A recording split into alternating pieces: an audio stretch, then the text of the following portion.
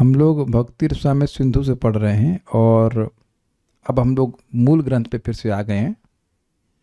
हम लोगों ने सुना कि मंगलाचरण हो रहा है, तो मंगलाचरण में उनने भगवान कृष्ण का स्मरण किया पहले श्लोक से, चैतन्य महाप्रभु का स्मरण किया, गुरु सनातन गोस्वामी का स्मरण किया और भक्त मकरान मछली भक्तों का स्मरण किया। तो देखिए मंगलाचरण में गुरु भगवान गुरु और वैष्णव का स्मरण किया था एक, उसके बाद आशीर्वाद दिया जाता है कि इस ग्रंथ से क्या लाभ होगा। तो अब यहाँ पे आशीर्वाद श्रील रूप गोस्वामी जी दे नहीं रहे हैं, मांग रहे हैं।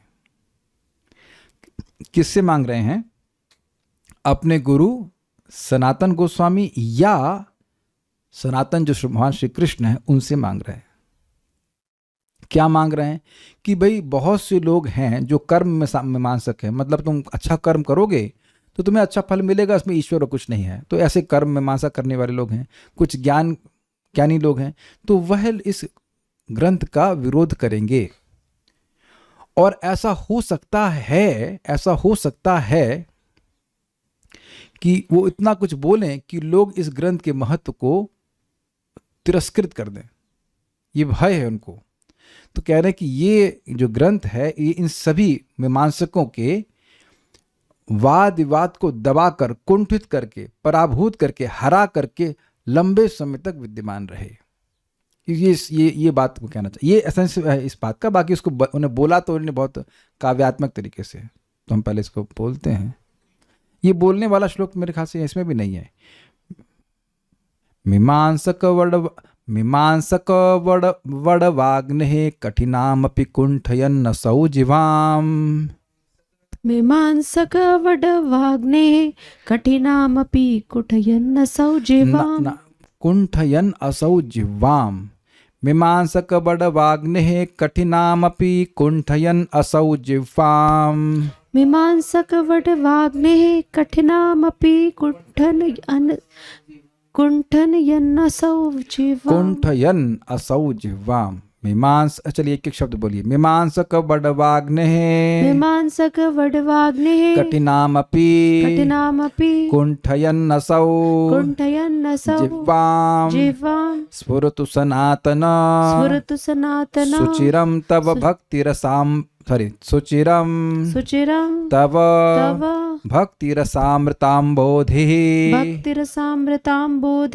मीमांसक वडवाग्नेः कठिनामपि कुंठयन्नसौ जिह्वाम्। मीमांसक वडवाग्नेः कठिनामपि कुंठयन्नसौ जिह्वाम्। स्फुरतु सनातन सुचिरं तव भक्तिरसामृताम्बोधिः। स्फुरतु सनातन सुचिरं तव भक्तिरसामृताम्बोधिः।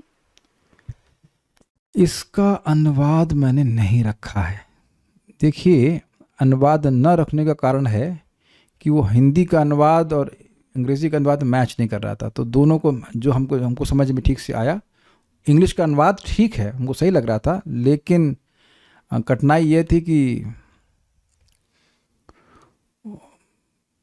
मतलब उससे अन्वय नहीं बना सकते हैं। तो अभी जो टेंशन मत लीजिए, जैसा है लिखा समझ लीजिए। सनातन ये संबोधन है। सनातन के आगे वो लगा हुआ ना, क्या कहेंगे इसको? संबोधन का एक चिन्ह है ना श्लोक में, स्फुरतु सनातन। सनातन मतलब हे सनातन श्री कृष्ण एवं श्री गुरु, सनातन गोस्वामी या सनातन वपु श्री कृष्ण। तव असौ भक्ति रसामृताम्बोधि, आपका यह है भक्ति रसामृत सिंधु। अम्बोधि मतलब होता है अम्भ मतलब जल, तो अम्बोधि मतलब जल का जलाशय यानी कि समुद्र। आपका क्यों कह रहे हैं? क्योंकि पहले वो प्रार्थना कर चुके हैं कि सनातन गोस्वामी जी या भगवान श्री कृष्ण इस भक्ति रसामृत सिंधु में सदा निवास करें। अभी प्रार्थना किए थे कुछ समय पहले। तो कह रही है भक्ति रसामृत सिंधु मेरा नहीं है, आपका है। ठीक है, तब आपका। उसके बाद कह रहे हैं मीमांसक बड़वाग्ने, मीमांसक रूप बड़वाग्नि की कठिनाम जिह्वाम, कठिनाम अपि भी जोड़ लीजिएगा, मिस्टेक हुई। कठिनाम अपि जिह्वाम कुंठयन, कठिन जिह्वा को पराभूत करे। कुंठित करना मतलब रोक दे, दबा दे, हरा दे तथा सुचिरम स्फुरतु, सुचिर काल तक स्फुरित अर्थात विराजित हो। इसका मतलब क्या है? देखिए वडभाग्नि क्या है, इसको मैं नोट से समझा दूं पहले तो समझ में आ जाएगा। दक्षिणी ध्रुव साउथ पोल के समीप समुद्र के भीतर अधोलोक से एक अग्नि बड़वा मुख नामक छिद्र से प्रकट होती है। समुद्र में साउथ पोल, समझ रहे ना। भृगुवंश में जन्मे औरव जब कार्तवीर के पुत्रों द्वारा मारे जाने वाले थे, तब उन्होंने क्रोध से एक अग्नि उत्पन्न की। इस अग्नि ने संपूर्ण संसार को संकट में डाल दिया। तब भार्गवों ने औरव को समझाकर इस अग्नि को समुद्र में डालने के लिए प्रेरित किया, जहां वह अग्नि अब भी छिपी हुई है और उसका मुख एक घोड़े यानी बड़वा के समान है। जिस प्रकार बड़वा अग्नि की ज्वाला को, नहीं बस ये इतना ही रहेगा, इतना ही रहेगा। आप नोट कहाँ तक है? नहीं बस ठीक है, इसकी यहाँ तक समझ में आया को? ये घोड़े, अब ये देखिए क्यों समझ में नहीं आ रहा है, क्योंकि आपने कभी समुद्र में अग्नि को नहीं देखा है। देखा है? नहीं देखा है। तो यही प्रमाणित कर रहा है कि समुद्र उस अग्नि को हमेशा दबा के रखा हुआ है। प्रभुपाद इसको अनुवाद में समझाएंगे अपने कि कुछ वॉल्केनो है, ज्वालामुखी हैं। ये अब तो समझ में आ गया ज्वालामुखी वाला एग्जाम्पल, कि ज्वालामुखी हैं वो फटते रहते हैं समुद्र के अंदर, लेकिन बाहर से कुछ दिखाई नहीं पड़ता, तो उनकी अग्नि को दबा के रखता है। एग्जैक्ट शब्द जो है वो है बड़वाग्नि। बड़वाग्नि दिख गया आपको? पहले श्लोक के पहले शब्द में ही दिख रहा है बड़वाग्नि। मीमांसक बड़वाग्नि, मीमांसकों की बड़वाग्नि। कठिनमपि मतलब बहुत कठिन है, कठोर है, फिर भी उसको कुंठित करे। और जिह्वा शब्द जो है ये बड़ी अच्छी तरह से उपयोग किया गया है। जिह्वा मतलब अग्नि और जिह्वा का मतलब जिह्वा। तो तुलना क्या की जा रही है? कह रहे हैं कि देखिए ये जो मीमांसक हैं इनकी जिह्वा अग्नि के समान है। ये बोलते हैं नहीं भक्ति महत्वपूर्ण नहीं है, कर्म महत्वपूर्ण है। या कोई कहे नहीं भक्ति महत्वपूर्ण नहीं है, ज्ञान महत्वपूर्ण है, तो ये दुख देने वाला लगता है कि नहीं? इनकी बात जलाने वाली होगी ना भक्त के हृदय को। कुछ समझ रहे हैं बात को? जैसे कहा जाता है फॉर एग्जाम्पल, ये कर्म मीमांसक कहते हैं कि जैसे कर्मकांड की महिमा जरूरत से ज़्यादा बोली गई है ताकि लोग कर्मकांड में प्रवृत्त हों, उसी प्रकार से नाम की महिमा भी अतिशय बोली गई है ताकि लोग नाम जप करें। ये नाम अपराध है कि नहीं? तो ये भक्त लोग तो ऐसा नहीं बोलते हैं, बोलते हैं कर्म मीमांसक जो कर्मकांडी लोग हैं। तो इनकी बातें कठिन नहीं लगती सुनने में, कठिन मतलब कठोर नहीं लगती हैं। तो कह रहे हैं ऐसी बातों के, ये बातें कैसी हैं? बड़वाग्नि के समान है। बड़वाग्नि मतलब घोड़े के मुख है वाला कोई स्थान है, जो भी होगा समुद्र में, उसके मुख से अग्नि प्रकट होती रहती है, उसको बड़वाग्नि कहते हैं।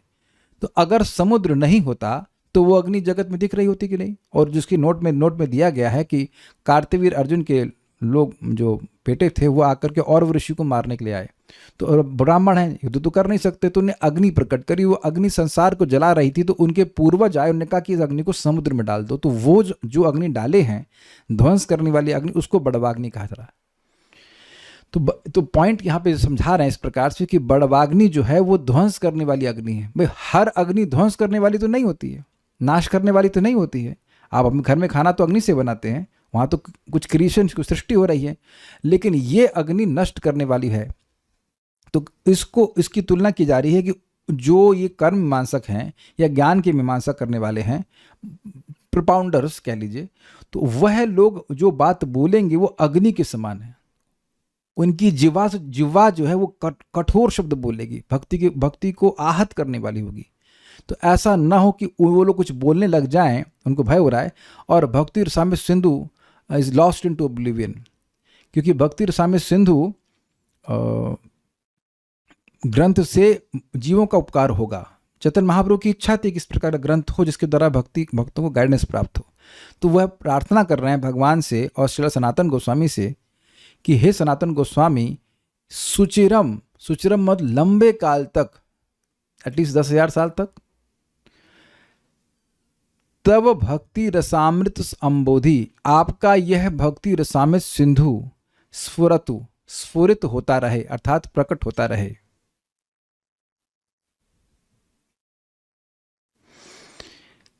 आप आए तो हैं, लेकिन ये शैली नहीं है क्लास में आने की। स्वागत है, ध्यान दीजिएगा, नहीं तो आप जूम पे भी सुन सकते हैं, क्योंकि कुछ समझ में नहीं आएगा, आधी क्लास बीत गई तो। हाँ, घर ढूंढने में दिक्कत हो गई, कोई बात नहीं, हमारा कर्तव्य है डांट लगाना। ठीक है? प्रेम करना, डांट लगाना हमारा जन्म सिद्ध धर्म सिद्ध अधिकार है। आइए बैठे, स्वागत है। ठीक है, हम बात कर रहे थे मीमांसक। तो अब ये बात समझ में कुछ आ रही है। मीमांसकों की वाणी अग्नि के समान है, और वो अग्नि कैसी? बड़वाग्नि। जैसे बड़वाग्नि को समुद्र निरंतर दबाए रखता है अपनी प्रेजेंस से। अरे बड़वाग्नि नहीं समझ में आ रही है तो ज्वालामुखी जो फट रहा है समुद्र में, उसको तो दबा के रखता है। इतनी बात समझ में आ रही है? बड़वाग्नि नहीं समझ में आ रहा है, ज्वालामुखी समझ में आ रहा है। तो ज्वालामुखी जब समुद्र में होता है, उसको क्या समुद्र उबल जाता है? समुद्र का टेम्परेचर वही रहता है, तो मालूम भी नहीं चलता है कि ज्वालामुखी कहाँ फटा। ये तो समझ में आ गया। तो अब वो जैसे समुद्र निरंतर विद्यमान रहता है एक, और दूसरा वह निरंतर ज्वालामुखी की अग्नि को नीचे ही दबा के रखता है, ऐसे ये भक्ति रसामृत सिंधु ग्रंथ, आपका भक्ति रसामृत सिंधु ग्रंथ, अर्थात हे भगवान श्री कृष्ण आपका, या हे सनातन गोस्वामी आपका, ये ग्रंथ हमेशा ही मीमांसकों की जो जिह्वा है, उससे जो अंट संट बात निकलती है उसको दबा कर रखे। कहने की बात सिंपल है, कहने का मतलब ये है कि इसमें इतना रस प्रस्तुत हो कि लोग उस रस को अनुभव करके कभी कर्म मीमांसा, ज्ञान मीमांसा की तरफ ध्यान दे ही नहीं। ये कहना चाहते हैं, और लंबे समय तक विद्यमान रहे, ये प्रार्थना कर रहे हैं। अब हमने थोड़ा थोड़ा समझा दिया, अब बाकी आप लोग पढ़िएगा तो थोड़ा और समझ में आ जाएगा। ओके। दुर्गम संगमनी टीका। निज ग्रंथ के विरोधियों के द्वारा किए जाने वाले विरुद्धाचरण को विनष्ट करने वाले इस भक्ति रसामृत सिंधु की सदा स्फूर्ति के लिए श्री गुरु चरणों में प्रार्थना कर रहे हैं। आपके पास टेक्स्ट दिख रहा है प्रभु के पास? हाँ, इस तरह की प्रार्थना चैतन्य चरितामृत में भी करते हैं। वो जानते हैं कि ये जो ग्रंथ है श्रीला कृष्णदास कविराज गोस्वामी चैतन्य महाप्रभु लिखवा रहे हैं, तो कह रहे हैं देखिए मेरे पास ये मेरी सामर्थ्य नहीं कि मैं सबको संतुष्ट कर सकूं। तो जो लोगों को इस ग्रंथ में विश्वास नहीं है, तो उनसे निवेदन है कि इसको ना पढ़ें। और मैं समझता हूँ तुलसीदास जी भी ऐसे कुछ बोलते हैं। क्या बोलते हैं कि हाँ, दुष्टों को प्रणाम कर, हाँ, अपने सुख के लिए लिखा हूँ भगवान श्री राम का चरित्र, दुष्टों को से प्रणाम करता हूँ, उससे निवेदन करता हूँ कि ना पढ़े। ऐसा कुछ है ना, क्योंकि पढ़ करके निंदा करेंगे तो अच्छा नहीं होगा, तो उनसे निवेदन है कि वो ना पढ़े। तो इस तरह ये परिपाटी चल रही है कि लोग, मतलब जो ऑथर है वो इस तरह से प्रार्थना करता है। कुछ ऐसे ही भागवत में भी समझ में आ रही बात, मुहु रहो रसिका भुवि भावुका। जो भगवान के प्रति प्रेमी हैं वो तो बार बार पढ़े हैं और बाकी लोग ना पढ़े, ऐसा लग रहा है कुछ बात बोल रहे हैं। लेकिन एटलीस्ट यहाँ तो स्पष्ट है कि वो चाहते हैं कि जो कर्म मीमांसा करने वाले हैं, ज्ञान मीमांसा करने वाले हैं, उनकी बात को दबा करके ग्रंथ विद्यमान रहे, उसकी अथॉरिटी विद्यमान रहे और लंबे समय तक विद्यमान रहे। ठीक है, तो इसलिए भगवान से प्रार्थना कर रहे हैं। मीमांसक दो प्रकार के होते हैं, एक कर्म मीमांसक और दूसरे ज्ञान मीमांसक। देखिए मीमांसक का मतलब क्या होता है, जो मैं समझ पाया हूँ अभी तक, मीमांसा मीन्स सोच, फिलोसफी, उस सेंस में कहते हैं। Well yes, kind of speculation also. मतलब वो कहते हैं कि आप अच्छे कर्म करो, आप सुखी कैसे रहोगे? अच्छे कर्म करो तो ईश्वर बाध्य है आपको अच्छा कर्म फल देने के लिए। ईश्वर बाध्य नहीं है, लेकिन वो सब बोलते हैं। कोई कहे अरे भाई तुम देखो, वो लोग मान लीजिए कहे कंचन कामनी के पीछे रहते हैं, स्त्री के पीछे वगैरह, तो कहते देखो तो एक स्त्री बुढ़ी हो जाएगी, लेकिन जवान स्त्रियाँ तो हमेशा रहेंगी ना, तो अच्छे कर्म करो, तुम इस प्रकार से भोगो। इस तरह की बातें वो कहते हैं। कर्म ही प्रधान, ईश्वर क्या कर सकता है, इस तरह की बातें जो है बहुत अच्छी, बहुत क्या बिल्कुल अच्छी नहीं है। कर्म होने के बावजूद भी भगवान के पास, इंग्लिश में कहते हैं प्रीरोगेटिव है, मतलब उनके पास उनकी स्वेच्छा है कि वो नहीं देंगे फल उसका।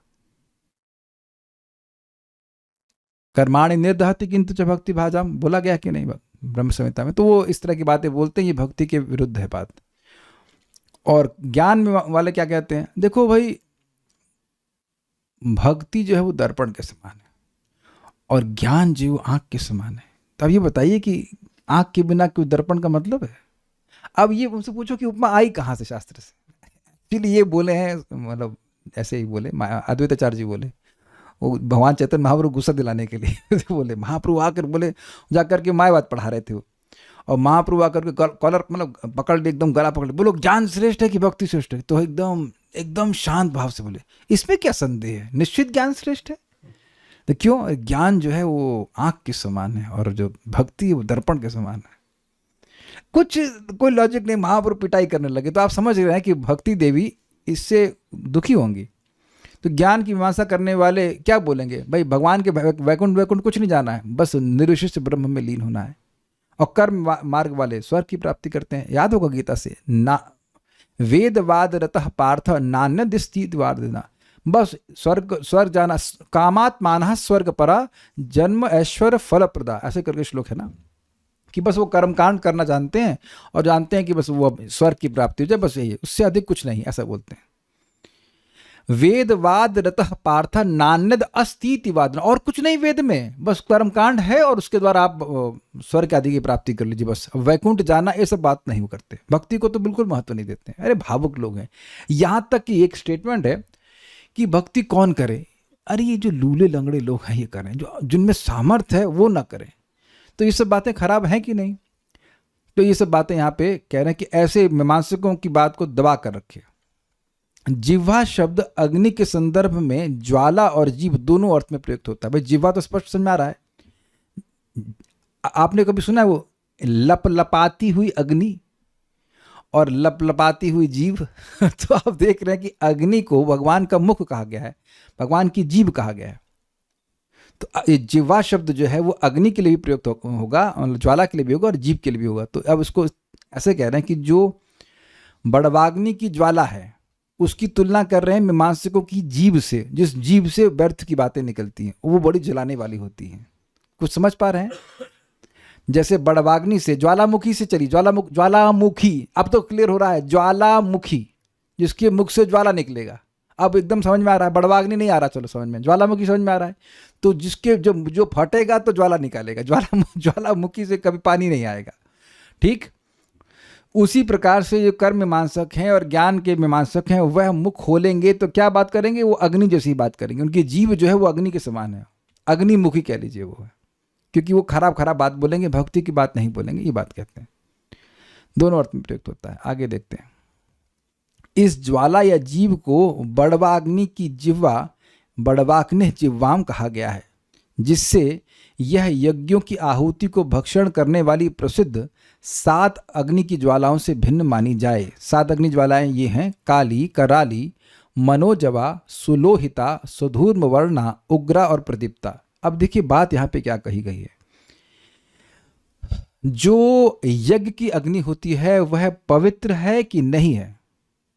पवित्र है, क्योंकि उसके द्वारा आहुति को स्वीकार किया जाता है, क्लियर। लेकिन ये जो बड़वाग्नि है ये पवित्र नहीं, ये ध्वंस करने वाली अग्नि है। तो कह रहे हैं कि ये जो अग्नि है ये उस यज्ञ की अग्नि से अलग है, ये बात समझा रहे हैं। यानी कहने का आशय ये है कि जो कर्म मीमांसा है, ये जो ज्ञान मीमांसा करने वाले हैं, जो वो बोलते हैं वह कल्याण में नहीं होता, अपितु ध्वंसात्मक होता है। वह लोगों की श्रद्धा जो भक्ति में है उसको नष्ट करने वाला होता है। जैसे मैंने एग्जाम्पल दिया कि अगर कोई व्यक्ति ये सुने कि अरे हरिनाम की महिमा तो बहुत ज़्यादा बोली गई है ताकि लोग हरिनाम करें, तो ये कर्म मीमांसक बोलेंगे, कर्मकांड करने वाले लोग। जब वो सोचते हैं कि कर्मकांड में जैसे अर्थवाद है, ऐसे इसमें भी लगा रखा है कि भगवान का नाम इसी प्रकार से अतिशय उसकी महिमा बोली गई, जबकि भक्त जानते हैं कि भगवान की महिमा पूरी बोली ही नहीं जा सकती, तो ज़्यादा कैसे बोलेंगे? तो आप समझ रहे हैं कि जो बात है ये ऑस्पिशियस नहीं है भगवान के, ये नाम के प्रति अपराध कर रहे हैं वो। तो बोलेंगे तो नाम के प्रति अपराध करेंगे, या वो कहेंगे कि अरे कृष्ण जो है, या ज्ञान मीमांसा करने वाले कहेंगे अरे वो देखो निर्विशेष ब्रह्म है, और जब वो सत्वगुण का संपर्क करता है तो वह कृष्ण या राम के रूप में आता है। तो ये आप अच्छी लग रही बात? ये बिल्कुल नहीं अच्छी लग रही ना, जलाने वाली बात है ना, गुस्सा आएगा। तो ये कह रहे हैं कि ये मुख खोलेंगे तो ये अब ध्वंस करने वाले काम करेंगे, ये कुछ ऐसा काम नहीं करेंगे जिससे किसी को ऑस्पिशियसनेस होकर कल्याण हो।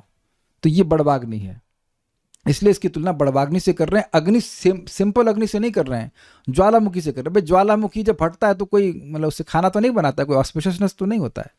मैं ज्वालामुखी इसलिए बार बार बोल रहा हूँ कि प्रभुपाद इसको इस प्रकार से समझाए हैं, अन्यथा एग्जैक्ट वर्ड है बड़वाग्नि। तो बड़वाग्नि ना समझ में आ रहा तो ज्वालामुखी समझ में आ रहा है, कहीं समुद्र में कोई छेद है वहाँ से अग्नि प्रकट हो रही है। ठीक है, ओके। कुछ श्लोक हो सकता हो कि वो थोड़ा काव्यात्मक होने से कठिन लग रहे हैं, लेकिन आगे वाले श्लोक बहुत ईजी हो जाएंगे। बस आगे आज ही ईजी होने वाला है, ये मैंने समझा दिया आपको। इसको आगे पढ़ते हैं। अब यहाँ पढ़ते हैं, जिस प्रकार बड़वाग्नि की ज्वाला को समुद्र सदा उपस्थित रहकर पराभूत करता है, पराभूत मतलब दबा के रखता है, बाहर नहीं आने देता, उसी प्रकार यह ग्रंथ जो भक्ति रस का समुद्र है, मीमांसकों की वाक शक्ति यानी जिह्वाओं को दमित करने के लिए सदा विद्यमान रहे। मतलब ये ग्रंथ विद्यमान रहे और लोग इसको पढ़ करके कभी उनकी मति कर्म में या ज्ञान मार्ग में नहीं जाए। अब समझ में आ गई बात? ये बात है, ये बहुत इंपॉर्टेंट है कि आप देखिए, जब हम शास्त्र बार बार सुनते हैं तो कोई बात आपने कहीं से सुनी तो तुरंत आप तुलना करते हैं कि गीता में क्या लिखा है, भागवत में क्या लिखा है कि नहीं। तो उससे अब अगर वो बात भागवत से मैच करती है तो हम सम्मान देते हैं, और अगर भागवत से मैच नहीं करती है तो हम उसको रिजेक्ट करते हैं। नहीं, हम उस बात उस साधु की या उस साधु मतलब उस वक्ता की या किसी और ग्रंथ की बात को हम स्वीकार नहीं कर सकते। ये तो आप समझ ही रहे, तो करते ही होंगे आप लोग कि भाई देखो भागवत में लिखा है तो हम क्या बातें स्वीकार करें, हम नहीं कर सकते। अग्रीड। तो भक्ति रसामृत सिंधु ग्रंथ सदा विद्यमान रहे। अब पॉइंट क्या है कि भागवतम 5000 साल के बाद भी विद्यमान है, तब ना आप इस प्रकार से कर पा रहे हैं। श्रीमद् भागवतम प्रमाणम अमलम, कभी कभी लोग कहते हैं कि इस पुराण में ये लिखा है, उस पुराण में वह लिखा है, तो ठीक है लिखा रहने दो, लेकिन भागवत में क्या लिखा है उसके अनुसार भक्त लोग अपने जीवन को चलाते हैं। कुछ समझ नहीं तो आप लोग कर ही रहे हैं कि भाई अन्य जगह कुछ भी बोला गया हो, भागवत क्या प्रमाण दे रही है। तो इसी प्रकार से कह रहे हैं कि भक्ति रसामृत सिंधु इतना अच्छा हो कि इसमें ही भक्त अवगाहन करें। अब वो ये सिंधु उस अग्नि से प्रभावित ना हो, बिल्कुल भी नहीं हो। जैसे कि सिंधु एक वास्तविक सिंधु जो है वह बड़वाग्नि को दबा के रखता है, वो कभी बाहर नहीं आने देता। क्लियर? ठीक है। जैसे आप लोग स्वीकार करेंगे इस बात को कि हरिनाम की महिमा बहुत ज़्यादा बताई गई है, तो क्यों बोलेंगे, क्यों ऐसा नहीं स्वीकार करेंगे? क्योंकि श्रीमद् भागवत में ऐसा कहती है। मैं एग्जाम्पल दे रहा हूँ भागवतम से। ओके, श्लोक के संपूर्ण अर्थ से यह स्पष्ट होता है कि उनकी इच्छा केवल कुंठित करने की नहीं बल्कि अतिशय रूप से कुंठित करने की है, अर्थात उनके दोषारोपण का पूर्णतः विनाश हो। मतलब वह इस भक्ति रसामृत सिंधु ग्रंथ में दोष निकाल ही ना पाए, इतना सुंदर ग्रंथ की रचना हो कि वह कुछ कहीं से भी गलती निकाल ही ना पाए। ये कहते हैं समुद्र के पक्ष में अग्नि पर नियंत्रण इसलिए होता है क्योंकि समुद्र के पास स्वाभाविक रूप से जल रूप में विशाल मात्रा में रस या द्रव होता है। इजी है, इतना मात्रा में जल है कि उसको अग्नि गर्म कर ही नहीं सकती है। ये तो इजी है ना। आप विचार कीजिए कि आप अपने पॉट पे कुकर में पानी उबालते तो नीचे से हीट आती है, लेकिन पानी कम है तो इसलिए गर्म हो जाता है।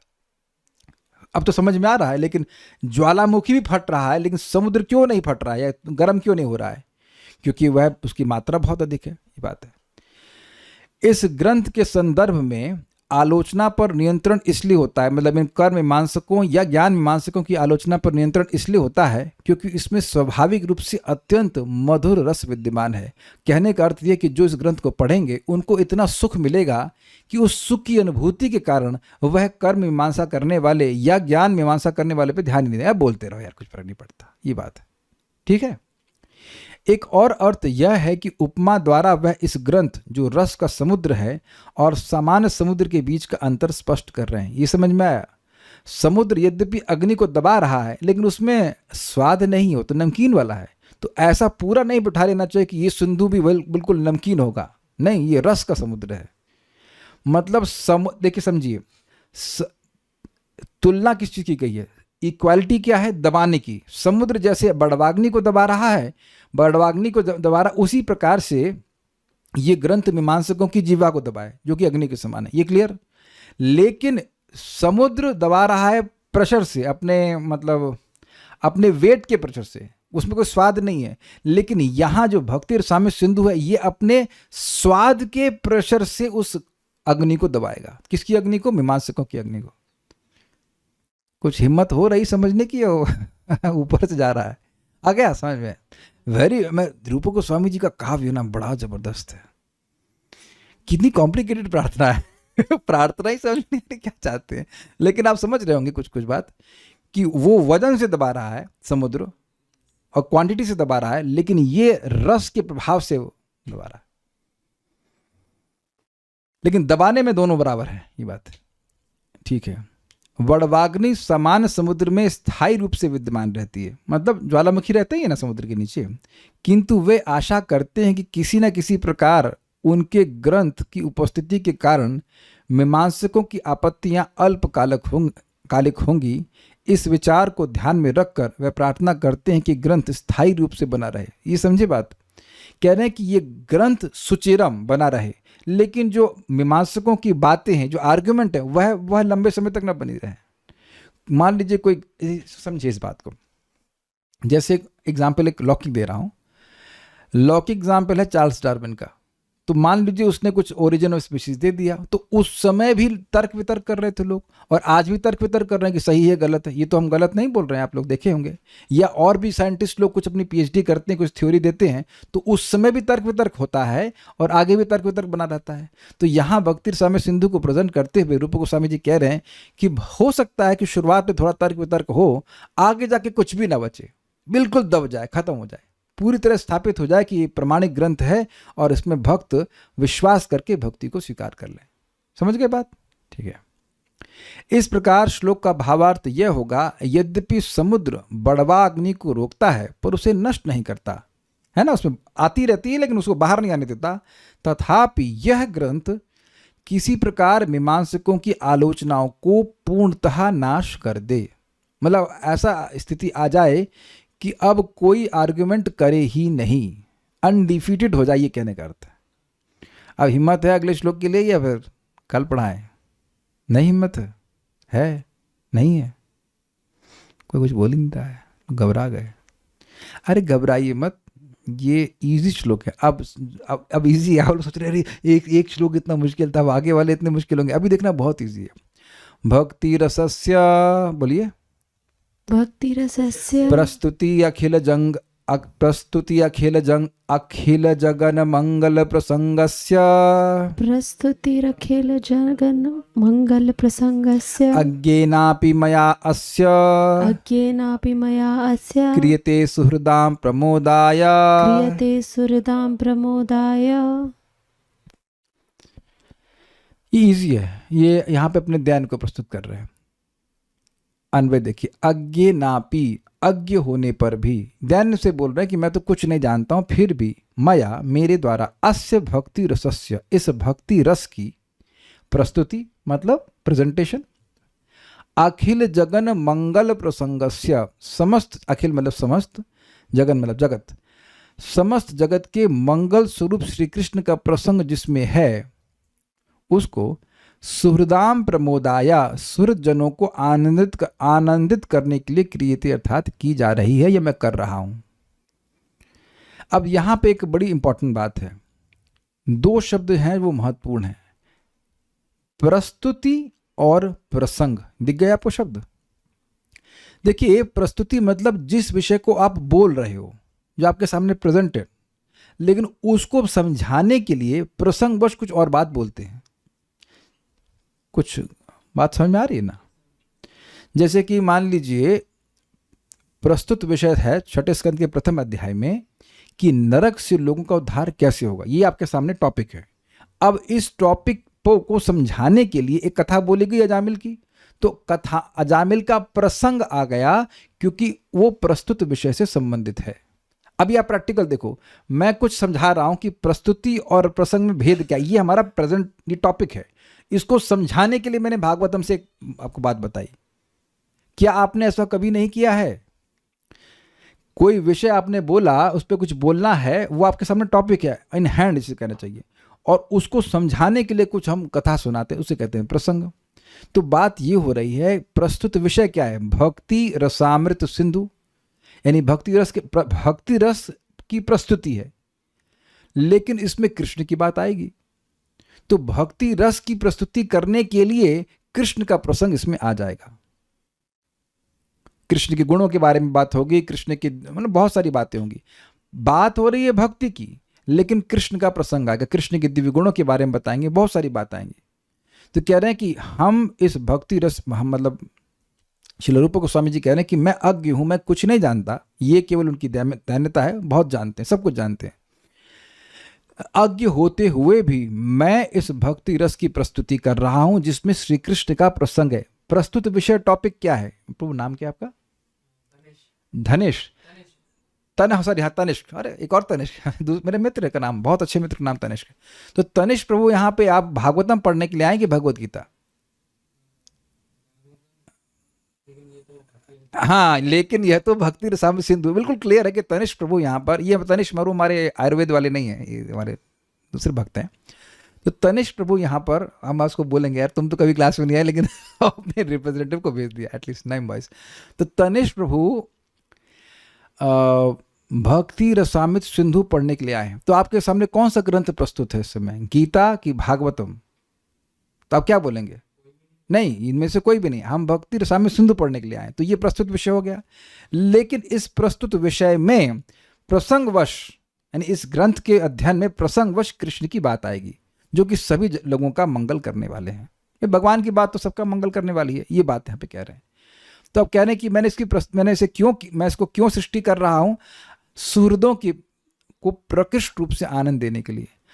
जो कर्म मीमांसक हैं या ज्ञान मीमांसक हैं या जो लोग इसका विरोध करने वाले, उनको संतुष्ट करने का सामर्थ्य हमारे पास नहीं है।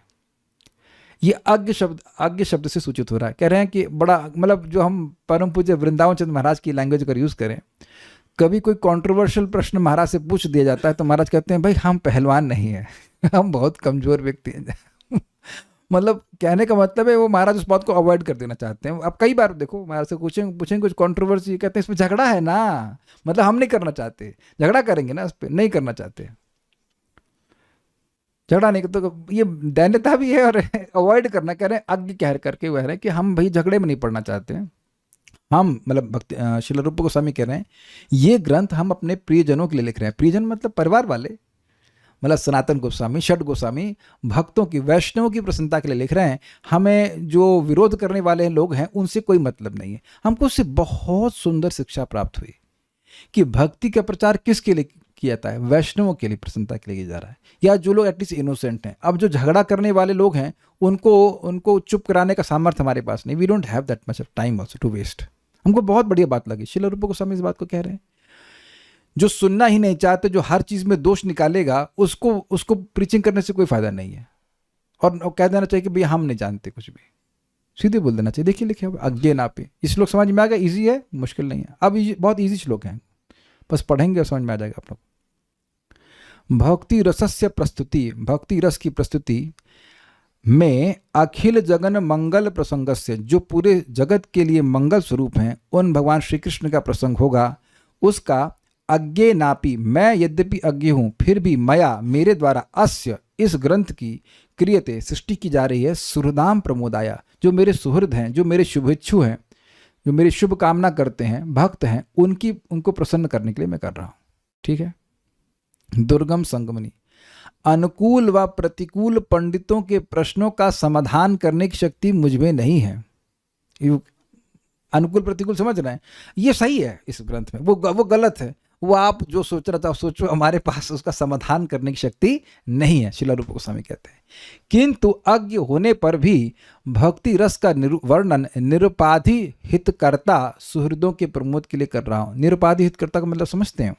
देखिए, जगत में लोग मानते हैं कि मैं अमुक व्यक्ति का बेटा हूँ या पिता हूँ, मैं पुरुष हूँ, स्त्री हूँ तो है ही, लेकिन मान लेते हैं कि मैं इस व्यक्ति का ये हूँ और इसलिए उसका हित करते हैं। अग्रीड, इसीलिए करते हैं। तो निरुपाधि हित करता मतलब जो जीव मात्र का कल्याण करना चाहते हैं। तो कह रहे हैं ऐसे भक्तों के लिए जो मेरा भौतिक उपाधि से ग्रसित होकर मेरा कल्याण नहीं करना चाहते हैं, ऐसा नहीं, जो हर किसी पर दया करते हैं, उनको प्रसन्न करने के लिए मैं ये ग्रंथ रचना कर रहा हूँ। ये पंडितों से झगड़ा करने का मेरे पास ऑप्शन नहीं। आप कभी देखना कि पंडित लोग they have to speak something different. कभी कभी तो बात एकदम सीधी होती है, उसको भी घुमा कर बोलेंगे कि पंडित है ना, जस्ट। और समय पता है बड़ा क्रोध आता है, अरे भाई सीधा सीधा लिखा है, काहे घुमा रहे हो उसको। एक भक्त बता रहे दूसरे के लिए बोल रहे थे, थोड़े से वो कह रहे वो बहुत रमाते हैं। हम नाम नहीं रख सकते। रमाना मतलब समझ रहे हैं, कोई बात है उसको सीधे नहीं घुमा के, उसका ये मतलब उसका वो मतलब, वाहे जो सीधे लिखा उसको स्वीकार कर लेना चाहिए ना। तो कह रहे उनसे उनका समाधान नहीं हम कर सकते हैं। या श्रील रूप गोस्वामी कहते हैं, पहले वराक शब्द का प्रयोग जिस प्रकार दैन्य से किया गया है उसी प्रकार यहाँ पर अज्ञ शब्द का भी प्रयोग किया गया है। ये याद है आपको? वराक रूपोपि शब्द था कि मैं वराक हूँ अर्थात अत्यंत हीन हूँ, फिर भी मैं इस ग्रंथ को लिख रहा हूँ। उसी तरह यहाँ अज्ञ शब्द में का उपयोग कर रहे हैं। इसका मतलब यह नहीं कि श्रील रूप गोस्वामी जी अज्ञ हैं, लेकिन वो दैन्य में ऐसा अनुभव करके बोल रहे हैं। उसी प्रकार यहाँ पर अज्ञ शब्द का भी प्रयोग किया गया है। अर्थ है मतलब जैसे सारस्वत अर्थ था वराक का मतलब उनसे श्रेष्ठ कोई है नहीं, उसी प्रकार से यहाँ अर्थ अज्ञ का होगा इनके अपेक्षा कोई ज्ञानी नहीं है। अ प्लस ज्ञ, अ मतलब नहीं और ज्ञ मतलब जानने वाला। जो कोई यानी कि सरस्वती जी कह रही हैं कि रूप गोस्वामी जी के समान कोई भक्ति तत्व को जानने वाला है ही नहीं। यद्यपि रूप गोस्वामी जी क्या सोच रहे हैं, मैं अज्ञ हूँ, लेकिन सरस्वती जी कह रही हैं कि नहीं, इनके समान कोई जानकार है ही नहीं। इस प्रकार महाज्ञानी होकर इस ग्रंथ का प्रणयन कर रहे हैं। लेकिन देखिए, अगर रूप गोस्वामी जी ऐसा कहते कि मैं महाज्ञानी हूं और इस ग्रंथ का रचना कर रहा हूं, तो शायद आप अब आगे श्लोक नहीं पढ़ना चाहते। Do you agree? कोई भी वक्ता बोले कि मेरी अनलिमिटेड इंटेलिजेंस है और उस अनलिमिटेड इंटेलिजेंस से मैं आपको कुछ बता रहा हूं, तो एकदम व्यक्ति उखड़ जाएगा, ये क्या बोल रहा है। तो ये ऐसा फील भी कर रहे हैं कि वो अज्ञ हैं, लेकिन वो अज्ञ हैं नहीं। तब प्रश्न होगा कि अगर ये स्वीकार किया जाए सारस्वत अर्थ कि मैं महाज्ञानी हूं, अज्ञ मेरे बराबर कोई नहीं जानता, तो अपी का क्या अर्थ होगा? तो कह रहे हैं अपी शब्द से स्वतः प्रयोजन प्लस अभाव व्यंजित किया है। मतलब अगर हम सारस्वत अर्थ लेते हैं तो अपी का कोई मतलब नहीं है। मैं अगर सोचिए इसका, अगर आप अपी का अर्थ लेते तो क्या होता? मैं महाज्ञानी हूं फिर भी मैं इस ग्रंथ की रचना कर रहा हूं, ये कोई मतलब हुआ इसका? वो कहे मैं मूर्ख हूं फिर भी रचना कर रहा हूं, तो समझ में आती है, दैन्य प्रस्तुत कर रहे हैं। लेकिन अगर आप सारस्वत अर्थ ले लेते हैं तब कहते हैं कि भाई मैं महाज्ञानी हूं फिर भी शास्त्र की रचना कर रहा हूं, तो ये लॉजिकल हुआ? कुछ नहीं हुआ ना। मैं बहुत अच्छा कुक हूं फिर भी खाना बना रहा हूं, ऐसा कोई बोलता है? ये बोलते हैं ना कि प्राय बोलते हैं, अब प्राय माता जी लोग बोलते हैं, कोई सीनियर भक्त आ जाए, वो खाना अच्छा भी बनाती हैं फिर भी दैन्य बोलती हैं, महाराज जी हमें खाना नहीं बनाना आता है, हम कुछ प्रयास किए हैं। यद्यपि हमें खाना नहीं बनाना आता है फिर भी हम प्रयास किए हैं। क्यों माता जी लोग नहीं बोले कभी आप ऐसा? घर में भले ना रोज बोलते हों, लेकिन आप कोई सीनियर भक्त आ जाएंगे तो ये बोलते हैं। आप देखिए कि at that time we feel humble कि हम क्या बना सकते हैं इनके आगे ऐसे करके, लेकिन फिर भी बनाते हैं और अच्छा बनाती हैं। लेकिन फिर भी वो ऐसा बोलती है, हम तो जानते नहीं बनाना, ठीक से बनाना नहीं आता। क्यों वेदवाणी बोली थी कि नहीं बोली थी जब महाराज जी आए थे? महाराज जी हम तो नहीं जानते बनाना ये वो, और ये नहीं बताएं प्रभु जी रोज बनाते हैं। नहीं ठीक है, अच्छा बनाते हैं। तो आप बोली ना उस में, कैन यू रिलेट विद रूप गोस्वामी लिटिल बिट कि अपी शब्द का मतलब क्या है यहाँ पे? अगर आप शाब्दिक अर्थ लेंगे तो अपी का मतलब है कि भाई हम कुछ नहीं जानते हैं फिर भी बोल रहे हैं, फिर भी कर रहे हैं।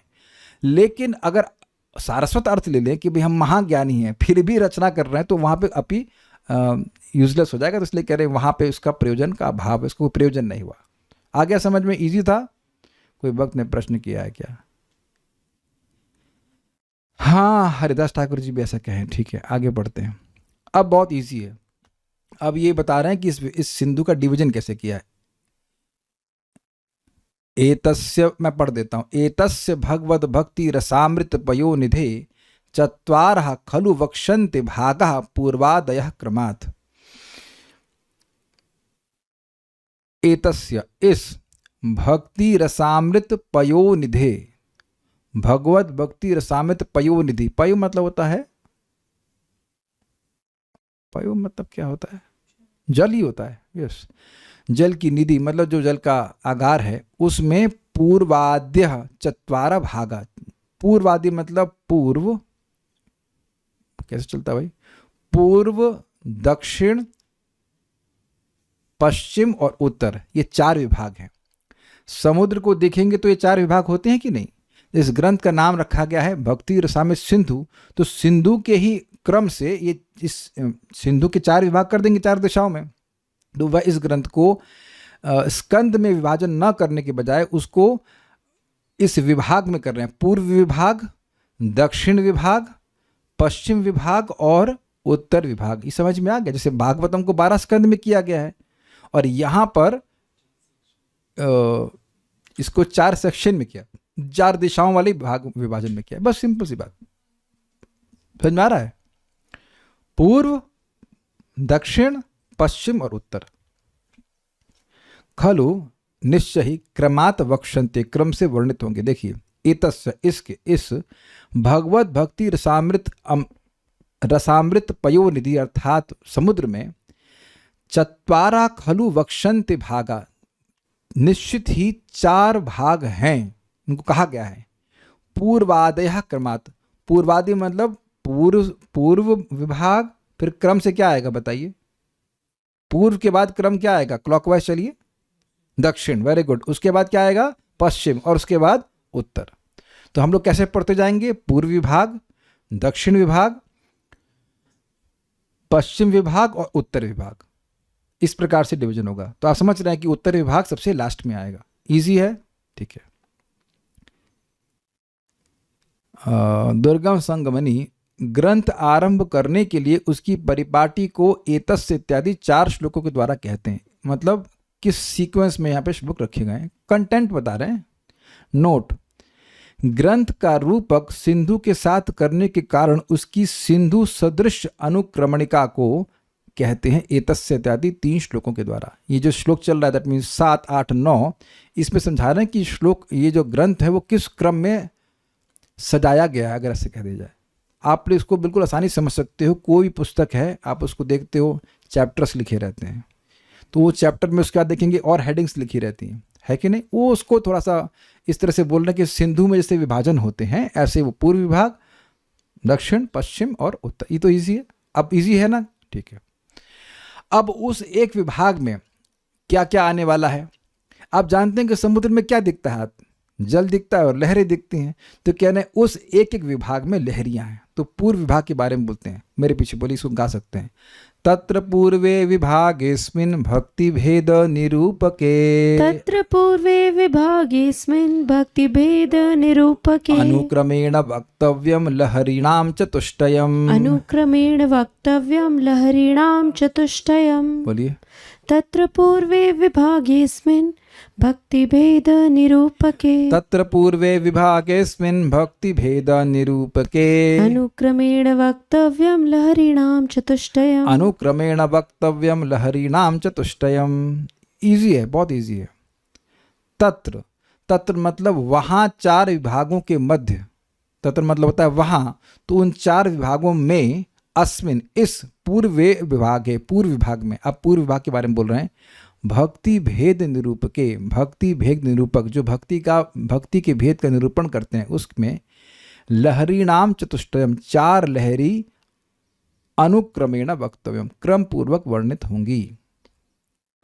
तो आप कहेंगे भक्ति तो 3 प्रकार की होती है, 4 प्रकार कैसे हो गई? साधना भक्ति, भाव भक्ति और प्रेम भक्ति।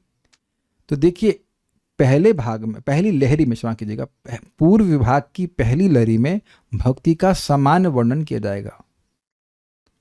उसके बाद साधना भक्ति, उसके बाद भाव भक्ति और फिर प्रेम भक्ति का वर्णन किया जाएगा। भक्ति 3 प्रकार की होती है, लेकिन जो भक्ति का सामान्य लक्षण है वह पूर्व विभाग की प्रथम लहरी में प्रस्तुत किया जाएगा। वो सभी के लिए कॉमन हो जाएगा। लेकिन उसके बाद विशेष रूप से साधना भक्ति, फिर उसके बाद भाव भक्ति और फिर प्रेम भक्ति। तो 4 लहरी हो गई कि नहीं हो गई? क्लियर? ठीक है, क्रम से बताए जाएंगे।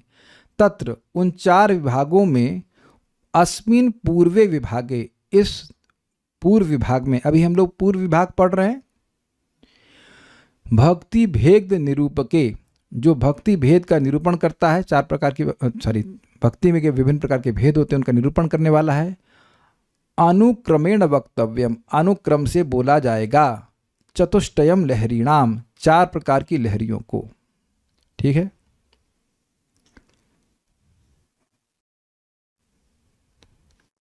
अगला श्लोक देख लीजिए। आद्या सामान्य भक्त्याढ्या द्वितीया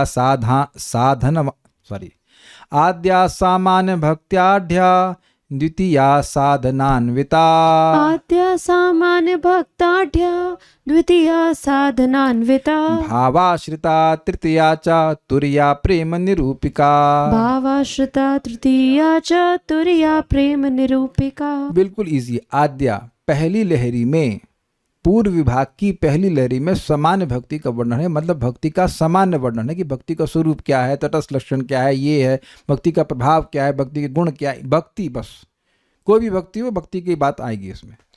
द्वितीय यानी दूसरी लहरी में साधनान्वित, जो द्वितीय लहरी है उसमें साधन भक्ति का वर्णन किया जाएगा। रागानुगा भक्ति, वैदिक भक्ति जो भी है, लेकिन साधन भक्ति का वर्णन किया जाएगा। इजी। भावाश्रिता तृतीयाचा और तृतीय लहरी में भाव भक्ति का वर्णन किया जाएगा, और तुरीय अर्थात चौथी लहरी में प्रेम का निरूपण किया जाएगा, प्रेम भक्ति का। इजी।